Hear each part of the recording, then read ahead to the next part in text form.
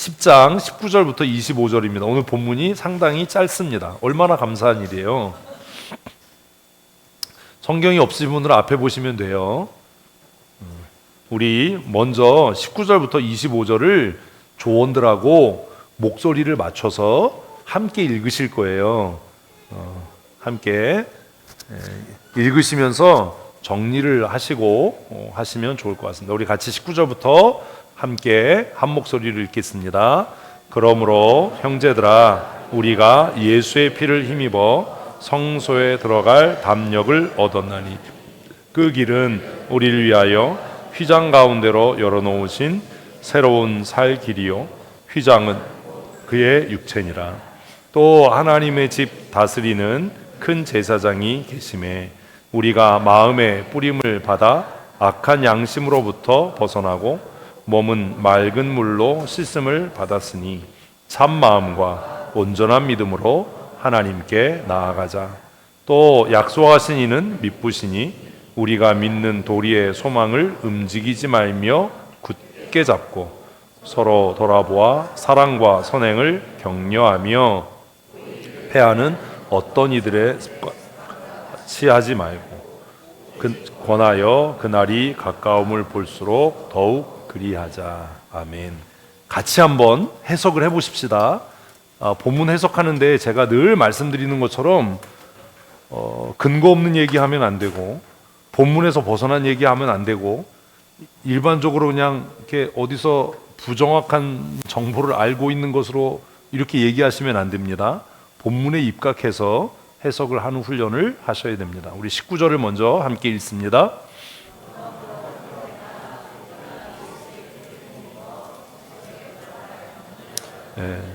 그러므로가 나왔으니까 앞에 있는 걸 먼저 보셔야 됩니다. 그렇죠? 뭐 때문에. 그러면 몇 절을 봐야 돼요? 18절을 봐야죠. 18절. 이게 조장님이 하셔야 될 거예요. 본문이 그러므로로 시작합니다. 그러면 앞에 있는 게 원인이 되겠죠? 정성택 집사님이 18절을 좀 읽어주시겠습니까? 이것들을 사하셨은즉 다시 죄를 위하여 제사 드릴 것이 없느니라. 무슨 얘기냐 하면 앞에 있는 이야기가 아론의 후손의 제사장은 계속해서 반복적인 제사를 했다. 여러 번 짐승의 피로 제사를 했다. 그런데 예수님께서 그 반복적인 제사를 단번에 끝내셨다. 그리고 아론의 후손의 제사장은 짐승의 피로 제사했는데 예수님은 자신의 피로 제사했다. 이걸 설명해 주셨어야 되는 거예요. 그러므로가 그런 뜻이다. 그래서 예수님께서 어떻게? 단번에 어떻게 해요? 단번에 무엇으로? 자신의 몸과 자신의 피로. 이게 설명이 돼야죠. 이렇게 하실 때는 따라 하셔야 돼요. 입 다물고 계시지 마시고. 그래야 늘어요. 입 딱 다물고 그냥 눈에서 레이저 이러면 안 돼요. 예수님께서 어떻게 해요?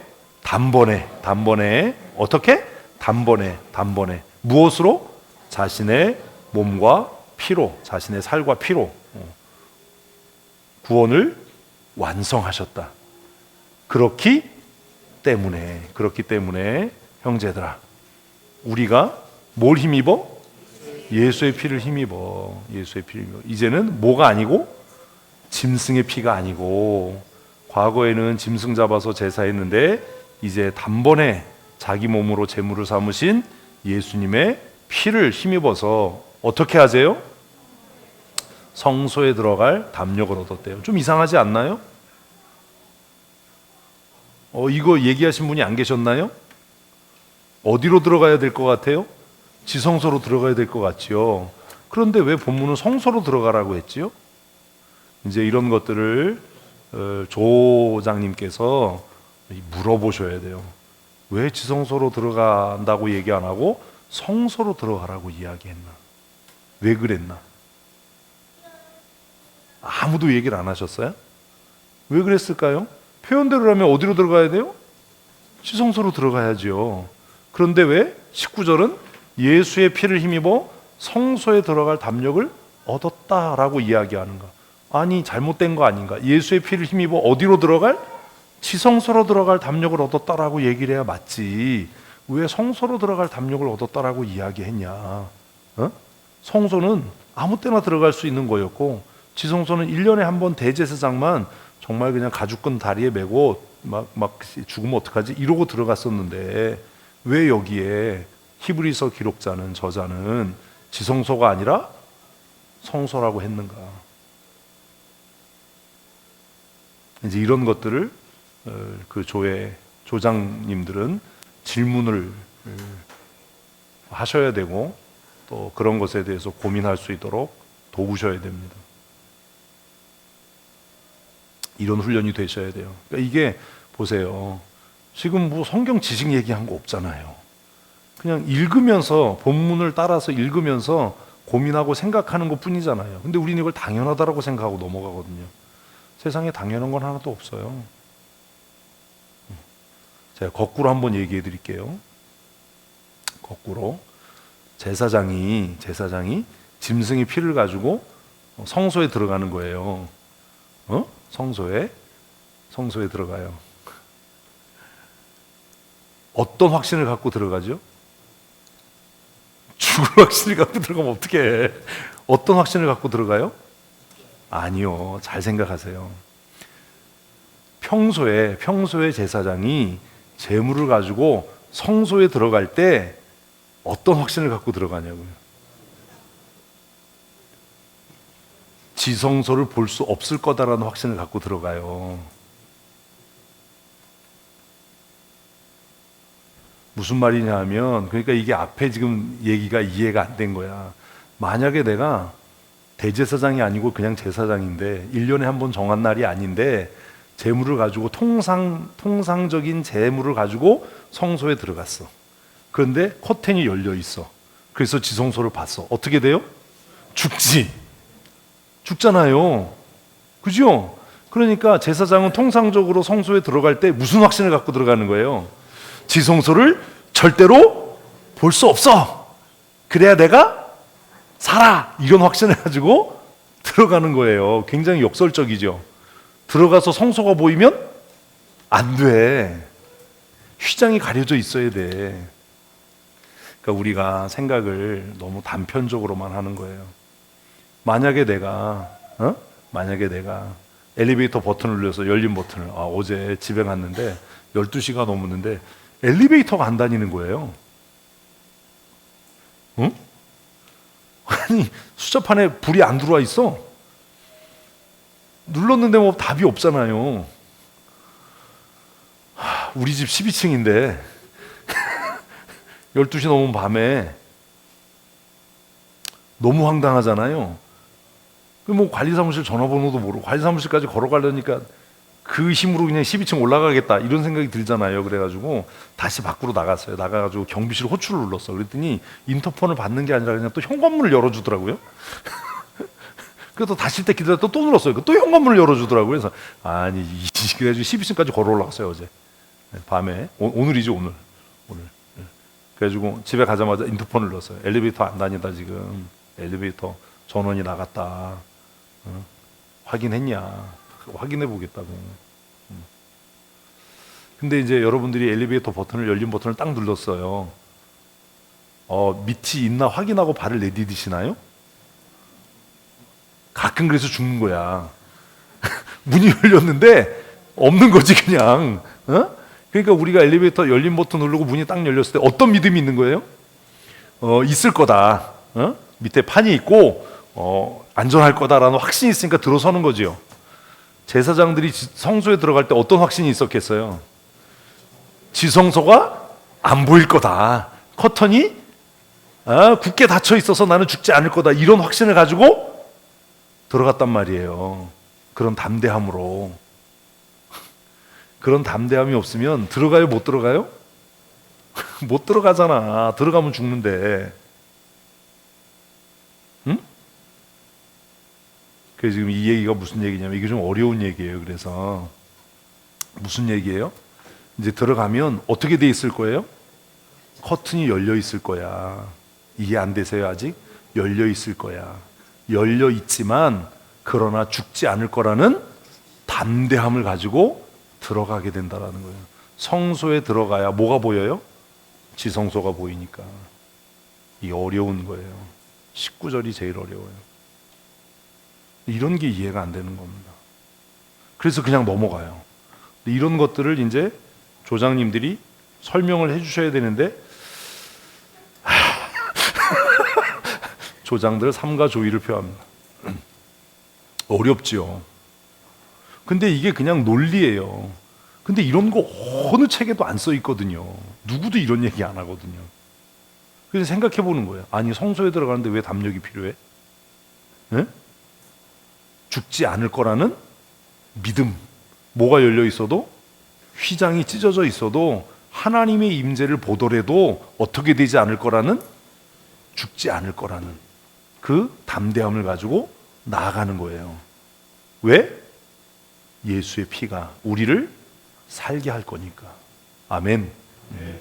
예수의 피가 우리를 살게 할 거니까. 그래서 19절에서 정말 어려운 적용이지만 적용은 그리스도의 피가 나를 하나님 앞에서 살게 한다.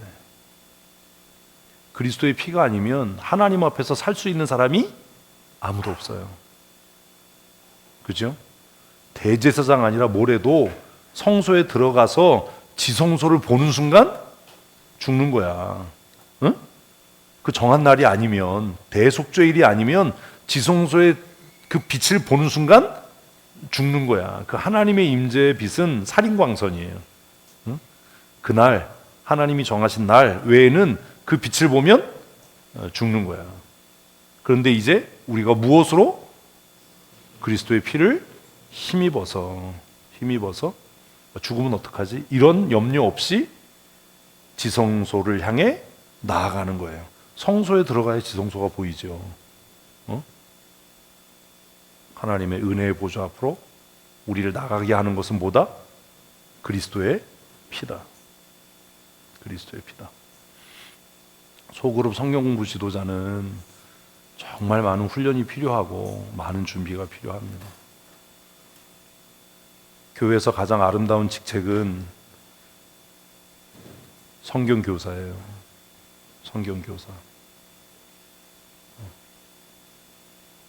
그래서 열심을 내셔야 돼요. 19절이 이제 그렇게 시작하는 거예요. 예수님께서 어떻게? 단번에. 어떻게 하면 단번에가 나와야죠. 어떻게? 단번에. 무엇으로? 자신의 살과 피로 구원을 이루셔서 이제 우리가 죽을 걱정 없이 어디로 나간다? 성소로 나간다. 성소로 나간다. 이걸 우리에게 적용하면 죽을 걱정 없이 예배의 자리에 나간다. 죽을 걱정 없이 예배의 자리에 나간다. 이해되셨죠?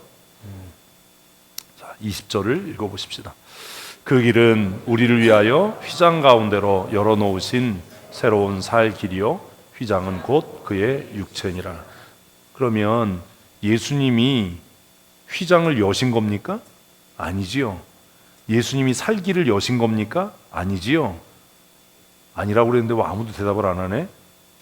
뭐예요? 예수님이 살 길을 열어주신 게 아니에요. 예수님이 길이에요. 예수님께서 살 길을 열어주셨다라고 얘기를 하면 표현이 틀린 겁니다. 잘못된 겁니다. 왜냐하면 예수님은 요한복음에서 내가 길이라고 얘기를 했거든요. 그러니까 새롭고 산 길을 열어주신 예수님이라고 하면 틀린 거예요. 그걸 조장들이 얘기를 했어야 돼요. 예수님은 우리에게 새롭고 살 길을 열어주신 분이 아니라 그분이 길이에요. 길. 예수님이 뭐라고요? 길이에요. 그래서 예수님께서 내가 곧 길이다. 아버지께로 가는 길이다. 그 아버지께로 가는 길이다. 요한복음에서 얘기하신 내가 아버지께로 가는 길이다. 그때는 잘 이해가 안 됐는데 히브리서에 오면 그게 이해가 되는 거죠. 어디로 가는? 지성소로 들어가는 길. 그 길이 예수 그리스도이시다. 근데 예수님이 어떻게 그 길이 되셨어요? 아까 얘기했잖아요. 그래서 자꾸 따라하라는 거예요. 지금 쓸 게 아니고 생각을 하고 따라해야 되는 거예요. 어떻게 하셨다고요? 단번에 자기의 몸과 피로. 아니 이거를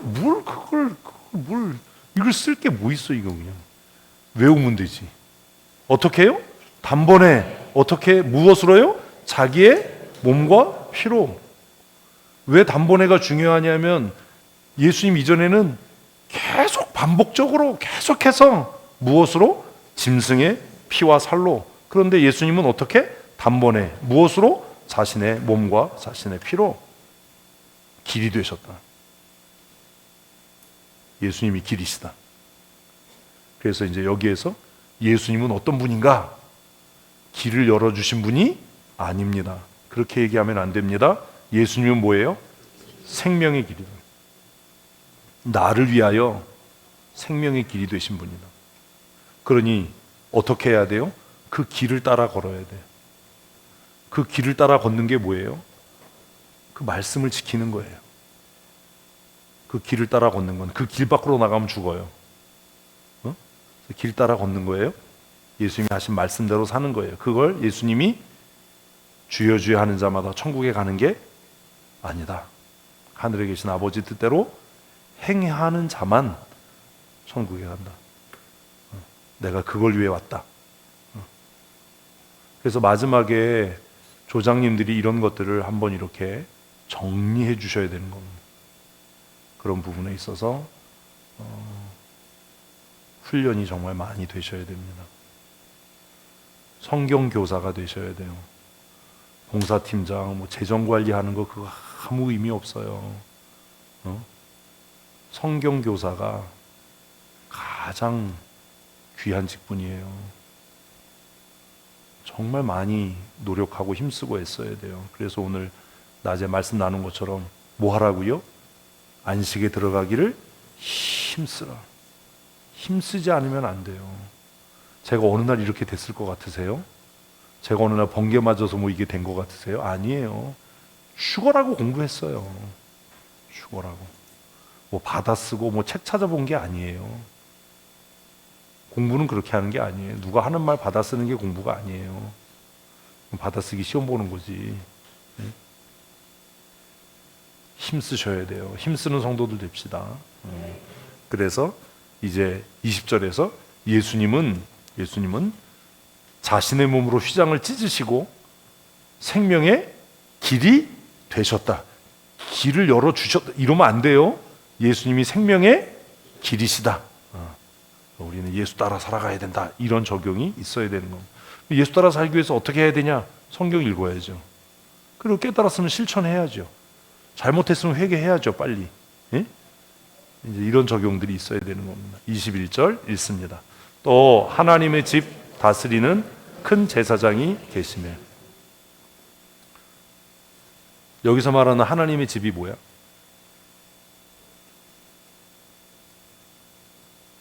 이런 질문을 하셨어야 되는 거예요. 조장들이. 여기서 말하는 하나님의 집이 뭘까요? 여기서 말하는 하나님의 집이 뭘까요?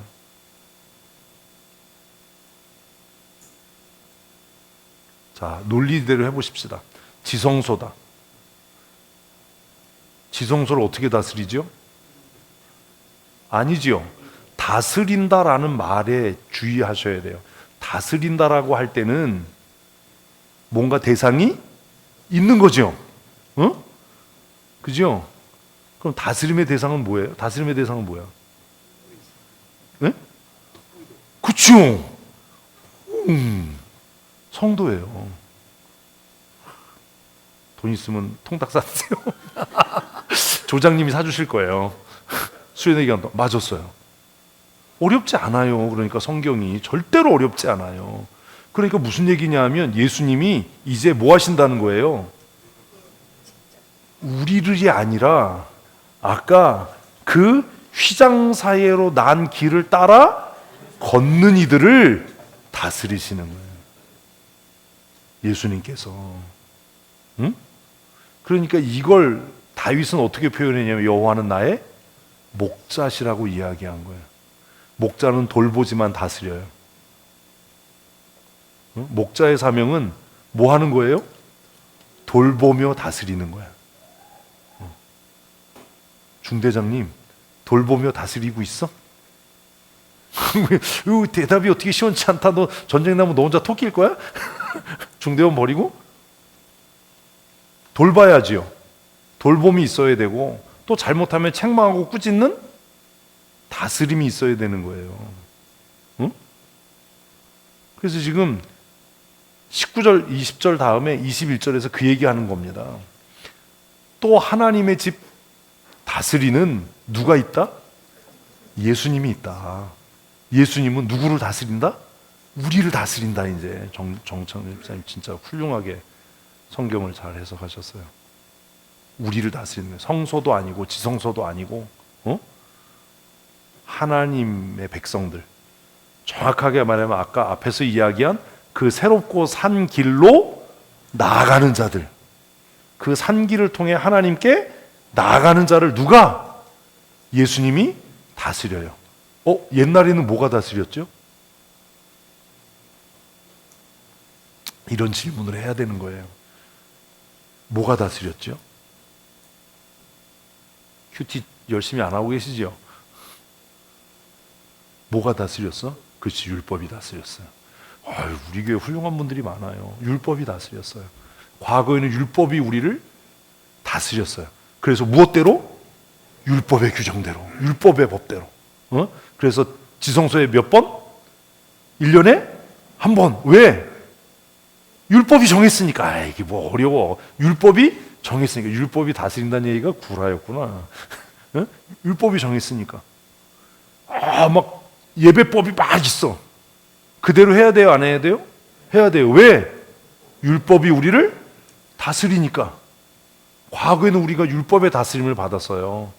그런데 예수님께서 단번에 자기 몸과 자기 피로 새롭고 산 길이 되셔서 우리를 하나님께로 인도하시면서 이제는 율법이 더 이상 우리를 다스리지 못하도록, 율법이 왕노릇하지 못하도록, 고린도서의 말로는 사망이 다시 왕노릇하지 못하도록. 아멘. 누가? 예수님이 어떻게 하신다? 다스리신다. 누구를? 나를. 근데 진짜 그러나? 예수님이 너를 다스려? 그래서 우리 복음성가에 그러는 거예요. 주 다스리시네. 주 다스리시네. 복음성가가 그냥 찬송이 그냥 만들어지는 게 아니에요. 주 다스리신다. 주님께서 누구를? 나를 다스리신다. 주님께서 나를 다스리신다. 믿으면 아멘. 아멘. 아멘. 너희 저기 도토리 삼형제 못난이 기집애 셋이 낙서하지 말래잖아, 권사님이. 니네 셋 다 남어.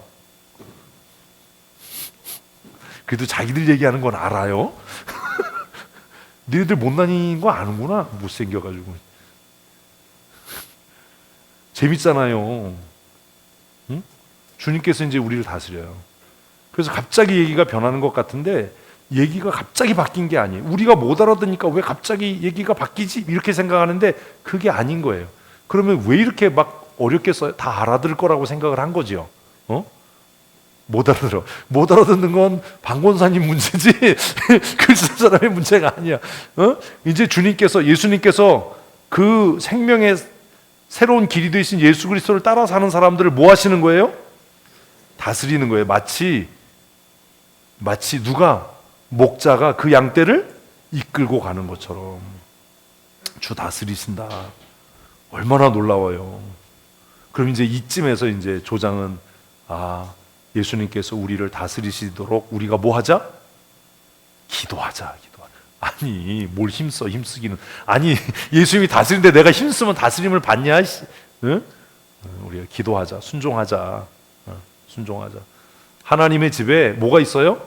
다스리는 분이 있어요. 다스리는 분이. 그분이 계셔요. 그래서 이게 이제 사실 21절이 조건이에요. 무슨 조건이에요? 내가 그분의 다스림을 받을 때 그 다음이 성립되는 거예요. 다스리시는 분이 계시매. 내가 그분의 다스림을 받기 때문에. 그러니까 예수님의 다스림을 받지 않는 사람들은 22절부터의 이야기가 적용이 안 되겠죠. 이해되셨어요? 그래서 22절이 뭐예요? 같이요. 우리가 마음에 핏부림을 받아 악한 양심으로부터 벗어나고 몸은 맑은 물로 씻음을 받았으니 어떻게 해요? 예수님의 피가 아니야. 이제 피는 그만해. 선지국 먹고 싶잖아. 예수님의 다스림을 받고 있으니까. 앞절에서 자꾸 그 뒤로 가지 말고 바로 앞절에서 예수님께서 이제 우리를 다스리셔요. 믿으시지요? 아멘. 예수님께서 우리를 다스려요. 그럼 우리는 예수님의 다스림을 받는 거지요. 예수님의 다스림을 받으며 사십시다. 아멘. 우리가 예수님의 다스림을 받고 살아갈 때, 예수님께서 우리를 다스릴 때 어떤 일이 일어나냐 하면 이런 일이 일어난다는 거예요. 이렇게 설명하신 분 계시나요? 그냥 내가 예수 믿어 그런다고 해서 우리의 양심이 깨끗해지는 게 아니에요. 그렇다고 해서 우리가 변해서 새 사람 되는 게 아니에요. 우리가 어떻게 될 때? 예수님의 다스림 가운데로 들어갈 때, 예수님께서 나를 다스리실 때, 그때 비로소 우리의 악한 양심이 그리스도의 핏부림을 받아 선하고 정직하게 되고, 믿으면 아멘. 아멘. 아멘. 그리고 어떻게 된대요? 몸은 맑은 물로 씻음같이, 세례를 받음같이 그렇게 정결케 된다. 언제? 다스림을 받을 때. 이 대답을 해야 된다니까. 지금 이게 대답하면 외워진다니까. 언제요? 다스림을 받을 때. 다스림을 받을 때. 그럼 우리는 뭘 기도해야 돼요? 다스려 주시옵소서. 이제 이렇게 기도를 하는 거예요. 나누다가 예수님, 우리 가운데 오셔서 우리 각 사람을 다스려 주시옵소서. 금요기도회나 수요기도회 때 제가 가끔 함께 기도하자고 하는 게 이거예요. 우리는 우리 힘으로 정결하게 되지 못해요. 우리 힘으로 깨끗해질 수 없어요. 그래서 막 애쓰다가도 화나면 또 넘어지고, 또 실수하고 유혹에 쓰러지고, 그래서 내가 너무 한심해 보이고 막 이래요. 안 그래요? 나만 그러나? 그렇잖아요. 그럴 때 우리가 난 왜 이 모양이지? 막 의기소침하고 할 게 아니라 그때 우리가 해야 되는 게 있어요. 뭐요? 하나님, 예수 그리스도의 그 능력을 의지합니다. 예수님, 나를 다스려 주시옵소서. 나를 다스려 주시옵소서. 다시는 죄가 나를 다스리지 못하도록. 아까 이종욱 집사님 얘기한 대로 무엇이? 율법이 나를 다스리지 못하도록 예수님, 나를 다스려 주시옵소서. 그렇게 기도해야 되는 거예요. 그래서 말씀 묵상하다 우리 이거 위해서 기도하자. 다 손잡고 하나님, 우리가 함께 손 붙잡고 기도합니다. 이 시간 예수님께서 우리를 다스려 주시옵소서. 예수 그리스도의 보혈로 우리를 정결케 하시고 우리의 양심이 그리스도의 핏부림을 받아 정직하고 선한 양심이 될 수 있도록 우리를 다스려 주시옵소서. 이러면 저녁에 따로 집회 안 해도 이 큐티 나눔이 얼마나 은혜가 되겠어요. 조장들 회개해야 돼. 성경교사가 되셔야 돼요. 교회에서 무슨 누가 실권이 이게 중요한 게 아니라 성경교사가 돼야 돼. 이걸 위해서 매일 성경 읽고 매일 큐티하는 일을 게을리하지 말아야 돼. 왜 성경 읽으라고 그러는데요? 왜 큐티하라고 그러는데요? 그 힘들고 어렵잖아요. 별거 아닌데 하려고 그러면 되게 귀찮잖아요. 그런데 꾸준하게 그 일을 해야 이게 되는 거예요. 이거 주석 뒤진다고 될 것도 아니고 뭘 참고 서적을 본다고 되는 것도 아니고, 예수님께서 우리를 다스리실 때 우리의 양심은 어떻게 돼요? 악으로부터 벗어나게 될 줄로 믿습니다. 우리의 몸은 물로 씻어 정결케 될 줄로 믿습니다. 그럼 우리의 몸이 맑은 물로 씻음을 받았다라는 말의 포괄적인 의미는 병으로부터의 자유함도 있어요. 질병으로부터의 자유함. 예수님께서 우리를 다스리실 때 우리가 강건케 될 줄로 믿습니다. 그 연못 있었잖아요. 응? 연못.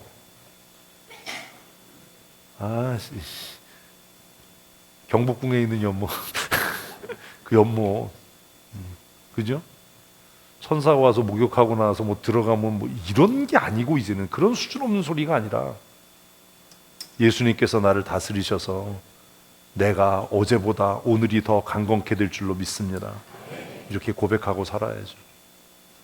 얼마나 은혜예요.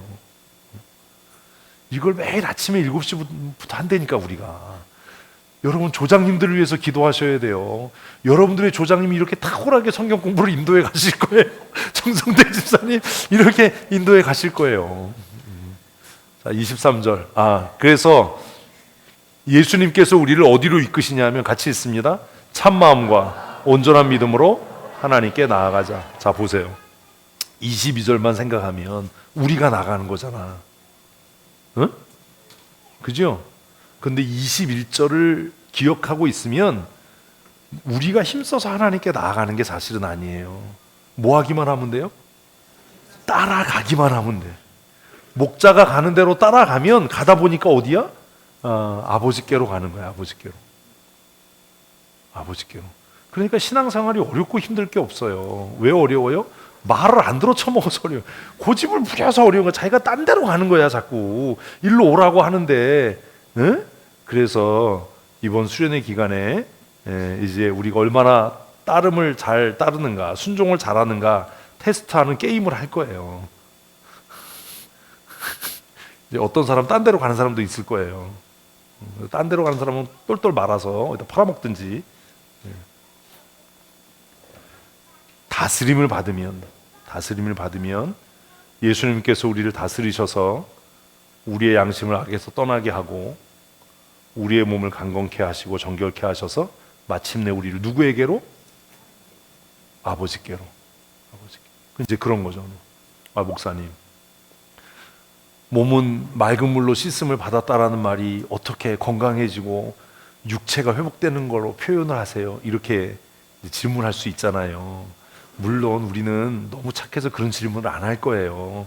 그리고 또 그런 질문을 해봐야 여러분의 조장님들이 그걸 대답할 수 있도록 뭐 그렇게 훈련되거나 또 영빨이 대단하거나 안 그러잖아. 그치? 근데 우리가 어떻게 할 수 있냐 하면 이런 겁니다. 레위기는 뭐라고요? 예표와 상징. 아유 진짜. 레위기는 뭐라고요? 예표와 상징이에요. 레위기의 제사법은 다 예표와 상징이에요. 그런데 생각을 해보자고요. 제가 어려서 그 생각했거든요. 야, 하나님 진짜 이상하다. 뭐가 이상했냐 하면 아니 왜 하나님께 드리는 제물은 반드시 흠이 없어야 하는가? 그 잡아먹을 것도 아니고 어차피 죽여서 태울 건데 에? 왜 흠이 없어야 되는가? 난 그게 이해가 안 됐어. 난 그게 불만이었어. 하나님 이거 좀 그렇다. 좀 이렇게 한 발 이렇게 저는 거 이런 거 어차피 상품 가치 없는 거 그거 태워서 하나님 앞에 드린다고 해서 그게 뭐가 문제가 될까? 여러분은 그런 생각 안 하셨어요? 나만 나쁜 놈이야, 나만. 나는 그게 좀 불만이었어. 그래서 이게 좀 왜 꼭 흠이 없는 그것도 1년 된 가장 이쁘고 막 이럴 때 왜 이걸 그래? 나중에 생각해 보니까 우리가 우리의 몸을 하나님이 기뻐하시는 거룩한을 왜 빼먹고 거룩한 산제물로 드린다라는 말이 내포하고 있는 게 뭐냐? 하나님께서 우리를 흠없게 하시겠다라는 말이 아니냐? 아멘도 안 해. 이게 포괄적으로 구속사적인 해석이에요. 이걸 제가 얘기하니까 별로 신빙성이 없죠. 그러니까 우리는 이런 이제 그 허무맹랑함이 이거를 만약에 뭐 트리니티 신학교나 미국에 우리나라 말고 뭐 예일 신학대 교수가 와서 얘기하면 받았을 거예요. 구속사적 성경 해석, 상징과 예표로 본 구약, 이런 얘기가 이런 거예요. 근데 우리가 지금 보는 주석이나 이런 건 제가 얘기한 것처럼 짧아야 60년 전에 쓰여지는 것들이거든요, 대부분. 그때는 구속사적인 성경에서는 이런 개념조차도 없었던 때예요. 왜 하나님께서 무음한 것을, 일련된 것을 하나님께 드리라고 했나? 그것을 로마서에서 바울은 뭐라고 얘기하면 너희의 몸을 하나님이 기뻐하시는 거룩한 산제사로 드리라. 이것이 너희의 드릴 영적 예배니라 라는 말을 우리가 외우고 있으면서도 그게 무슨 말인지 몰라요. 우리가 정말로 예수 그리스도의 그 보혈로 정결케 되고 예수 그리스도의 인치심과 인도하심을 따라 하나님 앞에 우리의 삶을 거룩한 산제물로 드리기를 원한다면 하나님은 우리를 반드시 어떻게? 정결케 하셔야만 해요. 아멘. 왜냐하면 그래야 하나님이 받으실 수 있기 때문이에요. 부정하고 정결하지 않은 걸 하나님이 받으면 하나님은 당신이 제정한 법을 어기는 게 돼요. 이게 언약의 점진성이에요. 제가 그렇게 얘기한 언약의 점진성을 그냥 우리는 외워요. 언약은 점진적이야. 언약의 점진성이 있어. 근데 그 내용을 이해를 못하는 거예요. 구약에서 흠없는 어린 양과 흠없는 염소를, 흠없는 송아지를 하나님 앞에 드리라고 명령하신 하나님은 무슨 이야기를 하는 거예요? 우리를 흠없이 받으시겠다는 거예요. 아멘을 아무도 안 해. 그래서 이것이 요한계시록에서 어떻게 이어지냐 하면 하나님의 나라가 임하면 다시는 병들미 없고, 이걸 이해를 못하는 거예요.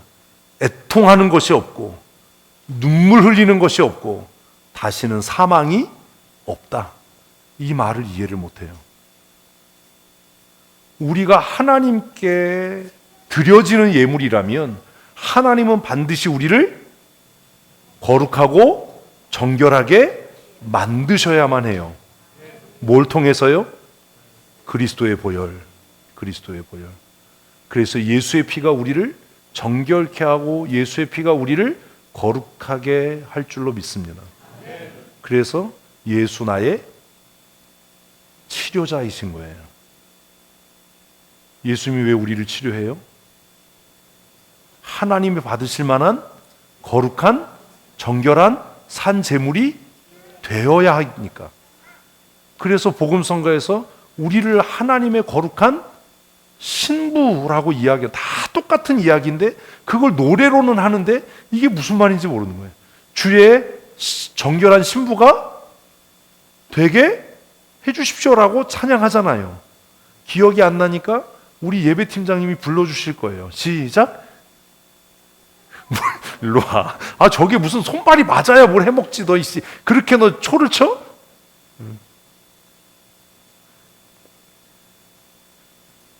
내 생명 주님께 드리리. 그 가사에 있잖아. 주의 거룩한 신부가 되리니. 그래서 요한계시록에서도 복음서에서도 교회를 뭐라고 얘기하는 거예요? 그리스도의 신부. 그리스도의 신부. 이게 뭔 말인지 모르는 거야. 그런데 이런 좋은 말은 다 이단들이 갖다 써. 장막선전도 정말 좋은 말이거든요. 어? 신천지. 얼마나 좋은 말이야.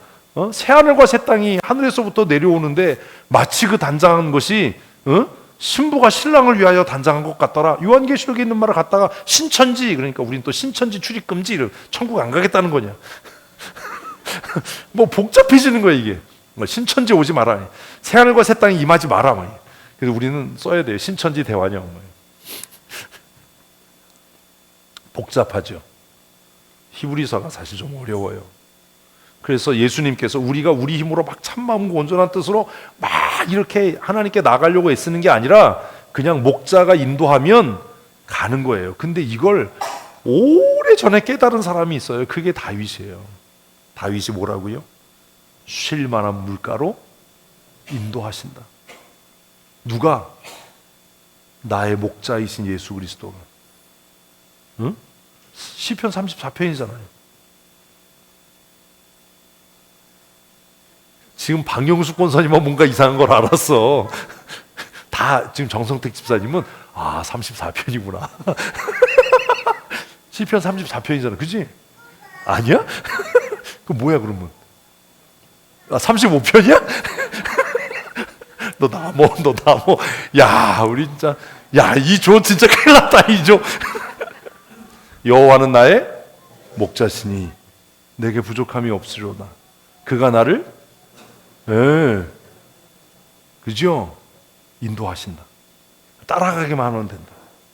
그리고 예수님은 오셔서 뭐라고 얘기하냐면 내 양은 내 음성을 알고 듣고 따르고 나는 내 양을 안다. 얼마나 놀라워요. 그래서 야, 다윗은 진짜 이상한 사람이다. 어떻게 이걸 알았을까? 이런 고민을 혼자 쓸데없이 하는 거예요. 그래서 이제 혼자 위로할 땐 그런 거지. 모르고 썼는데 그냥 맞은 거야 이렇게. 웃지도 않아. 그래서 이제 예수님께서 우리를 하나님께로 인도하니까 따라가기만 하자 뭐 이런 얘기예요. 힘써서 우리가 나가는 거 아니에요? 우리가 힘써서 하나님께 나갑시다 이렇게 적용하면 안 되는 거였어요. 조장님들이 그렇게 해서도 되지만 본문의 뜻은 이런 겁니다 이렇게 바로 잡아 주셨어야 되는 거예요. 조장들 오늘 저녁부터 금식을 해야 돼. 23절 읽습니다. 또 약속하신 이는 미쁘시니 우리가 믿는 도리의 소망을 움직이지 말며 굳게 잡고. 이게 그 얘기예요. 이게 23절이 22절 얘기예요. 뭐 하라는 거예요? 목자이신 예수님이 이끄시는 대로 따라가라는 얘기예요. 딴 길로 가지 말고. 응? 이해되시죠 이제? 하나님은 미쁘시니까, 우리의 목자이신 예수님은 신실하시니까, 우리가 믿는 도리, 그 하나님 나라에 대한 소망을 굳게 지켜야 된다. 그래서 목자이신 예수님이 우리를 이끄시던 때 어떻게 해야 된다? 죽으면 어떡하지? 넘어지면 어떡하지? 이러지 말고, 의심하지 말고 굳게 붙잡고 따라가야 한다. 따라가야 한다. 여기까지 이해되셨어요? 아까 22절, 23절이 핵심이라고 하신 분들 정말 잘하신 거예요.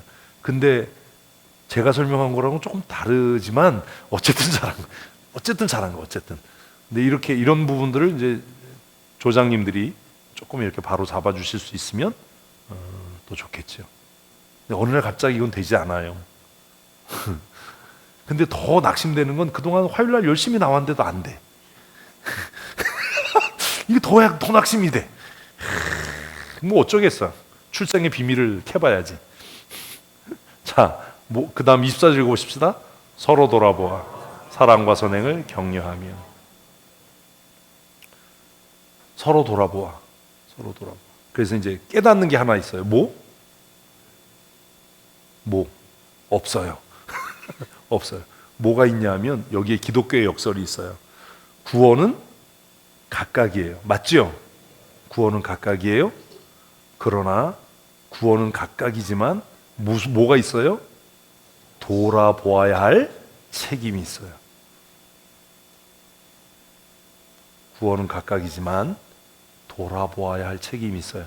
그러니까 어떤 사람들이 나는 교회 안 나가지만 신앙생활하고 천국 갈까요는 성립이 안 된다. 구원은 각각이에요. 자, 어떻게 돌아볼 수 있어요? 먼저 전제가 있어요. 그 전제가 뭐예요? 내가 예수님을 바르게 따르고 있어야 돼요. 이 이야기 나온 적 있습니까? 내가 나의 목자이신 예수 그리스도를 바르게 따를 때 누구를 돌아볼 수 있는 거예요. 나도 내 구원에 확신이 없고 나도 예수를 올바르게 따르지 않는데 누구를 돌아볼 수 있습니까? 그래서 예수님은 이것에 대해서 뭐라고 경고해요? 소경을 인도하면 둘 다 망하는 거야. 소경을 인도하면 둘 다 망하는 거야. 그래서 예수님께서 비유 중에 너희의 몸 중에 가장 중요한 건 눈이다. 눈이 어두우면 온 지체가 다 어둡지 않냐? 눈이 밝으면 그 지체가 복 있지 않냐? 밝은 눈으로 뭐 해야 돼요? 목자이신 예수를 잘 따라야 돼요.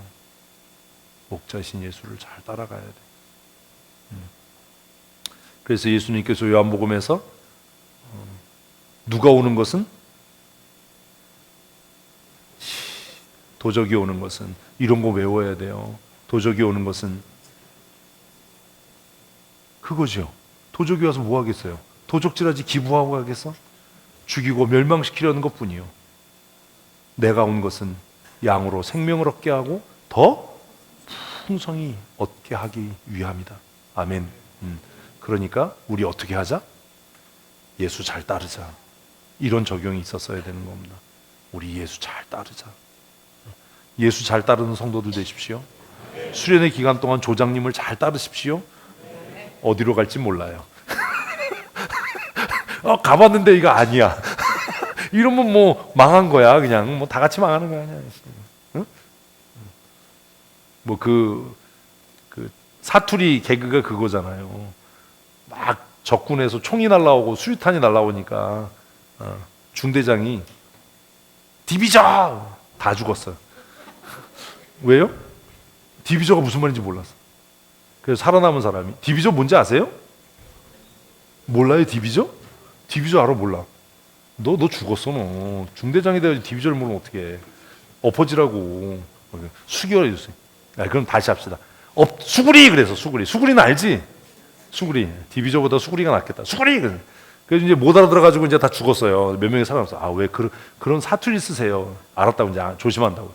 근데 또 막 적군이 와니까 이번에도 또 다 죽었어. 왜 죽었는지 알아? 이번엔 중대장이 뭐라 그러냐? 아까면 키로. 아까면 키로. 알아들을 수 있는 말을 해야 돼.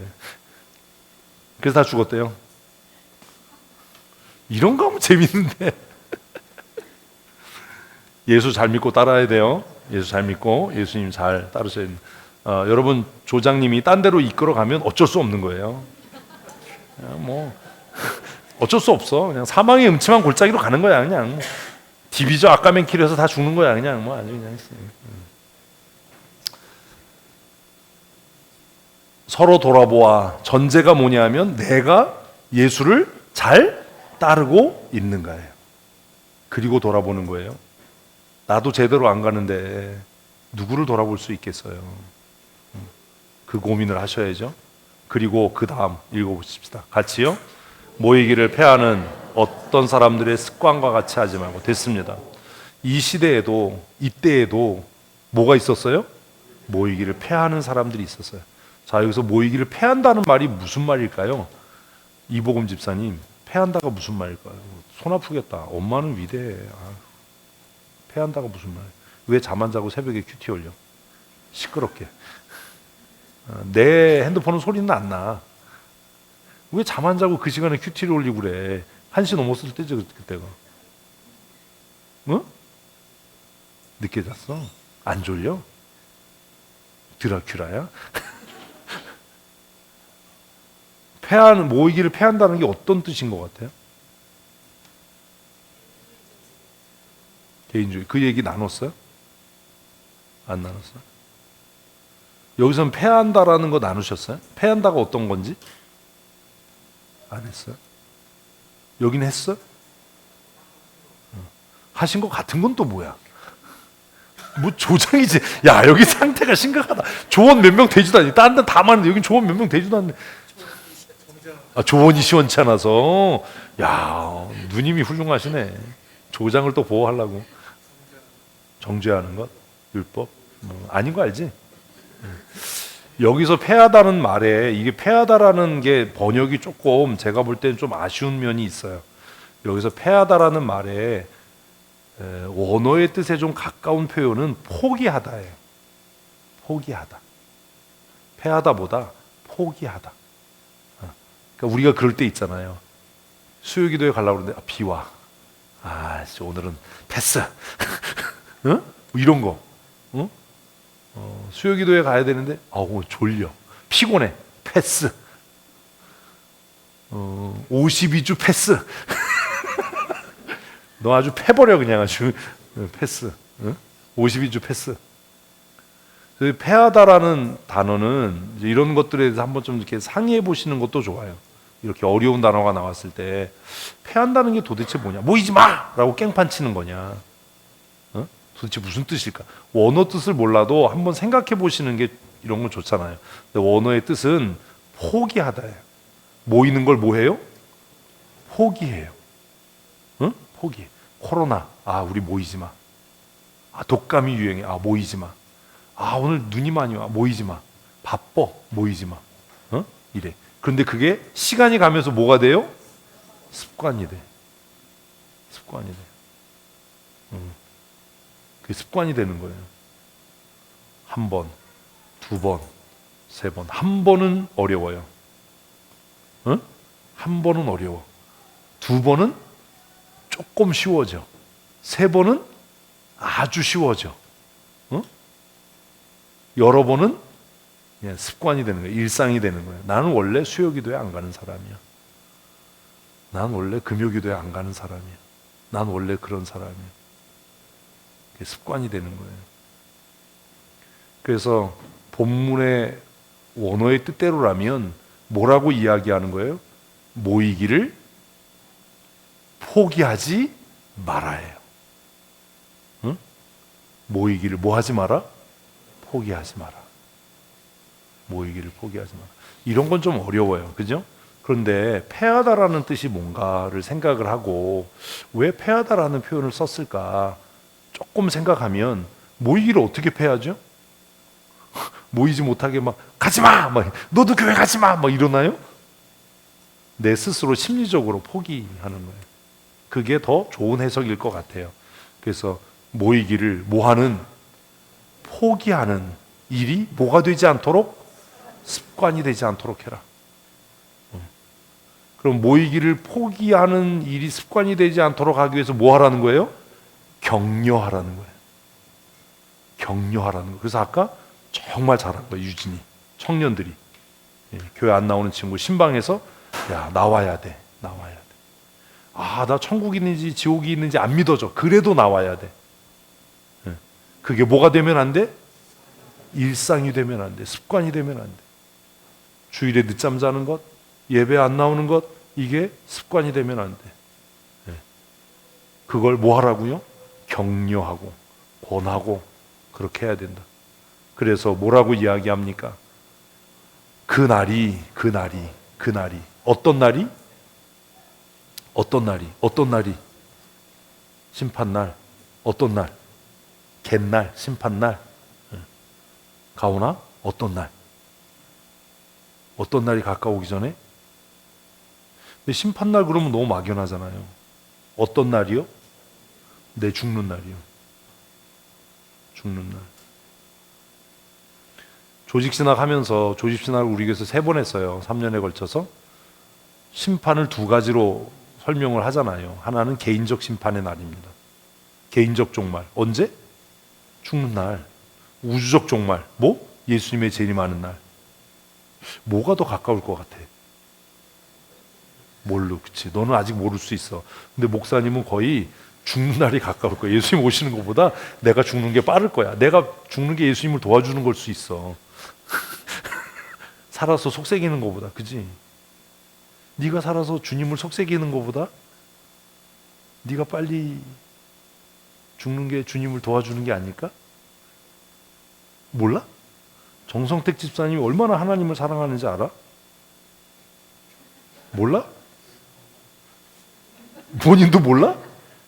정성택 집사님이 하나님이 매일 너희의 머리카락을 세신바 되셨다 이래가지고 머리카락 세는 걸 수고를 덜어드리려고 지금 머리 숱을 뽑고 있는 거야. 이경선 집사님 나쁜 거지. 꼬불꼬불해서 세기가 어려워. 저거 세면 이거 센 건지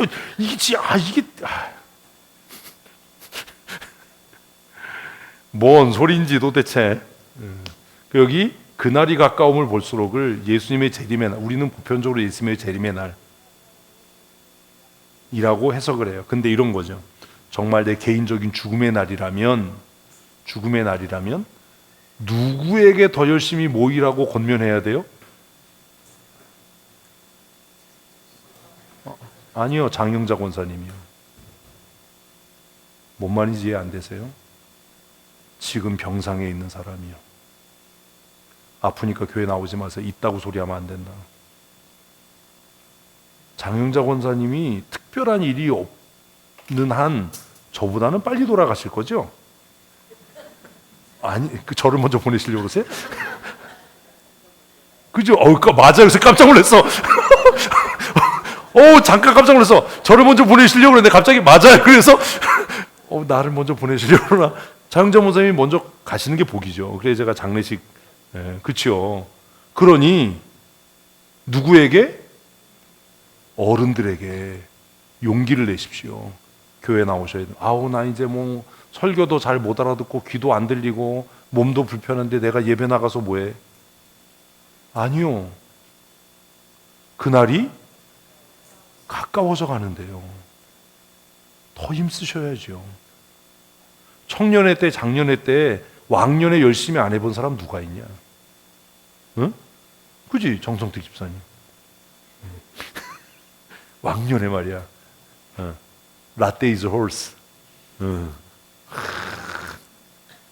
강의안을 보내랬더니 제목이 라떼 is horse야. 난 바로 알았어. 그래서 라떼 is horse 무슨 말이게요? 라떼는 말이야. 아직도 이해를 못하는 사람이 있어. 그냥 참 진짜 연구대상이다. 그 종이에다 성의도 없이 한 장 써가지고 제목이 라떼 is horse니 뭐 발표자 정성택 내용도 없어. 참 제목이 가상하다. 라떼는 말이야. 근데 한 3초는 걸렸어. 생각을 달리해야 되는 거예요. 우리는 젊은 사람, 건강한 사람, 뭐 아프신데 뭐 교회 안 나오셔도 돼요. 웃기는 소리 하지 말고 아프니까 더 열심히 나와야지. 암 걸렸어? 너 더 열심히 나와야지. 링거 꽂고라도 나와야 되고 휠체어 타고라도 나와야지. 왜? 그날이 가까워가고 있으니까. 생각을 바꿔야 돼요. 암 말기야. 열심히 나와야지. 나이 들었어? 안 들려도 열심히 나와야지. 왜? 성경이 우리에게 그렇게 말씀하니까. 그래서 내가 김정숙 권사님 신방 가가지고 막 뭐라고 그랬거든요. 교회 나오시라고. 어지러워도 안 죽는다고. 교회 나와서 어지러우시면 뒤에 소파에 누워 계시라고 그러니까 아니 교회 가서 어떻게 소파에 누워 있어요. 그래서 제가 그랬어요. 안 나오는 것보다 낫지. 안 나오는 것보다 낫지. 옛날에 계단 있고 그래서 뭐 그러지만 이제는 뭐 계단도 없고 그냥 요 앞까지 차로 와서 예배당 입구까지 차로 와서 그 휠체어에 앉혀서 예배당 들어와서 앉아 계시다가 힘들면 소파에 누우시면 되는데 교회 나오셔야죠. 예배 나오셔야죠. 성경은 우리에게 우리가 생각하는 것과 전혀 다른 얘기를 해요. 뭐가 가까움을 볼수록? 그날이 가까움을 볼수록. 그래서 제가 배우섭 지사님 위해서 더 많이 기도하는 거예요. 오늘 아침에도 막 힘들게 막 이렇게 걸어서 예배당 들어오시는데 어떤 마음이 들겠어요, 제 마음에. 이상광 장로님도 지금 갈비뼈 금이 가가지고 보호대 하시고, 그리고 그냥 지팡이 짚고 들리지도 않는데 또 주일이라고 교회 나오시고, 전낙준 장로님도 소리 하나도 안 들리는데 그래도 교회 나오시고, 어떤 사람들은 그렇게 생각할 수 있죠. 안 들리는데 뭐하러 교회 나오나? 안 들리는데 뭐하러 예배 나오나? 아니다. 그거 아니다. 아침에 저한테 은단을 또 큰 무대기 주셔가지고 이걸 어떻게 해야 되나? 서재로 갖고 올라가서 이렇게 아까 졸릴 때마다 하나씩 집어먹었어요. 하나씩 먹으니까 맛있대. 그것도. 왜 갑자기 장로님이 나한테 은단을 주셔서 담배 끊으라고 그러시는 건가? 그래서 그걸 갖고 2층 올라가면서 이걸 왜 날 주셨을까? 그날이 어떻게 됨을 볼수록? 가까움을 볼수록. 근데 우리가 하루하루 살면 더 가까워지는 거잖아요. 너도 멀지 않았어. 네가 먼저 갈지 내가 먼저 갈지 어떻게 알아? 모르잖아. 신앙생활 잘해야 돼. 그날이 가까움을 볼수록 어떻게 하라고요? 모이기에 힘쓰자. 모이기에 힘쓰자.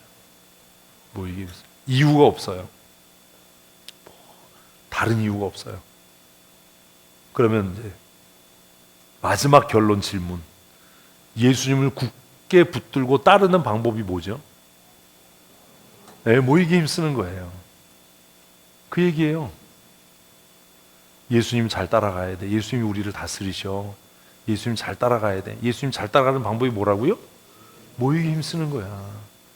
부부싸움을 했든 뭐 속이 뒤집어지든 뭐 슬프고 어렵든 그냥 모이기에 힘써야 되는 거예요. 2022년 전교인 수련회를 통해서 우리 모든 성도들이 모이기에 힘쓰는 성도들이 됐으면 좋겠습니다. 그리고 이 일을 어떻게 하자고요? 서로 권면을. 사랑하는 마음으로 돌아보고 피차 권하여 모이기에 힘쓰는. 그리고 이렇게 말씀을 다 이제 돌아가면서 한 사람 다 나눴으면 조장님이 딱 이렇게 정리해 주시고 그리고 적용을 가지고 기도하는 겁니다. 한 사람 한 사람. 하나님, 아무개가 이렇게 적용했습니다. 이것을 실천하고 살아갈 수 있도록 은혜를 내려 주십시오. 그 전체 결론을 오늘 이 본문 전체에서 우리가 함께 적용해야 될 것은 예수님 굳게 붙잡고 그날이 가까움을 볼수록 모이기에 힘쓰자라고 했으니까 권하고 또 권해서 모이기에 힘쓰는 성도 됩시다. 우리 이걸 위해서 기도합시다. 이러고 기도하시는 거예요. 아침에 1시간, 우리 3일 동안 이렇게 말씀 묵상하는 시간을 가질 겁니다. 그리고 식사하고 다시 모여서 제가 그 시간에 이런 질문들을 할 거예요. 지금 했던 질문들. 패한다라는 뜻이 뭐죠? 뭐 이런 거. 왜 모이기에 힘써야죠? 누가 모이기에 힘써야죠? 곧 죽을 사람. 곧 죽을 사람? 응? 너 안 죽을 거야? 그러니까 몸이 불편하신데 교회 나오지 마세요. 이런 소리 하면 안 돼요. 정신 넋 빠진 소리 하는 거예요. 몸이 불편하시니까 더 열심히 나오셔야 돼요. 살 날이 얼마 없으니까 더 열심히 나오셔야 돼요. 그리고 교회는 제가 지금 고민하고 있는 게 뭐냐면 실버진 어르신들이 잘 못 들으시잖아요. 그분들이 들으실 수 있는 환경을 만들어 드리는 게 교회가 해야 될 일이에요. 응? 그 고민을 하고 있어요. 그 기도를 하고 있어요. 그래서 앰프에서 이렇게 블루투스로 무선으로 수신할 수 있도록 해서 예배당 오시면 헤드셋을 쓰시고라도 들을 수 있도록 그렇게 해드려야 되지 않을까. 이분들이 하나님 나라 갈 때까지 하나님의 말씀을 듣고 그 은혜를 누리는 일을 교회가 끝까지 할 수 있도록 도와드려야 되지 않을까. 그런 고민을 해요. 우리 전낙준 장로님이 어떤 때는 정말 그 음도 안 맞는 소리로 크게 찬송하시는데 저는 그게 너무 감사해요. 너무 감사하고 우리 홍부순 성도님이 또 아주 그냥 찬송을 너무 그냥 아주 열심히 하시거든요. 그 모습을 보면 너무 고마워요. 그래서 그냥 이렇게 외워서 하시는 찬송, 오래 듣고 부르셔서 하시는 찬송, 그런 모습을 보면 너무 은혜가 되고 도전이 되고 내가 부끄럽기도 하고. 우리 홍무순 집사님도 너무 환하게 웃으면서 찬송하시는 모습을 제가 강단에서 보면 그게 위로가 되고 힘이 돼요. 우리 실버진 어르신들 한 분 한 분 숫자가 줄어갑니다. 배우섭 집사님도 이제 암 판정 받으셨으니까 하나님이 특별한 은혜가 아니면 그리 오래 가지는 않으시겠지요. 그래도 떨리는 발걸음으로 흔들리는 몸으로 예배당에 나온다는 게 얼마나 큰 용기일까. 나도 저렇게 할 수 있을까. 내가 저 나이 되면 내 몸이 저렇게 상하고 아프면 나도 저럴 수 있을까. 그런 어르신들을 보면 도전이 되고 더 그렇게 열심히 신앙생활 해야 되겠다라는 생각이 들어요. 들려도 1시간 반이 사실 힘든 시간이잖아요. 들려도 졸리고 들려도 집중이 안 되는데 하나도 안 들리시는데 이 1시간 반을 어떻게 견디실까? 그래서 우리 어르신들 예배 나오시는 것만 봐도 존경스럽고 나도 저럴 수 있을까? 막 이런 도전이 됩니다. 그날이 가까움을 볼수록 우리 더욱 모이기에 힘쓰는 성도들 되십시다.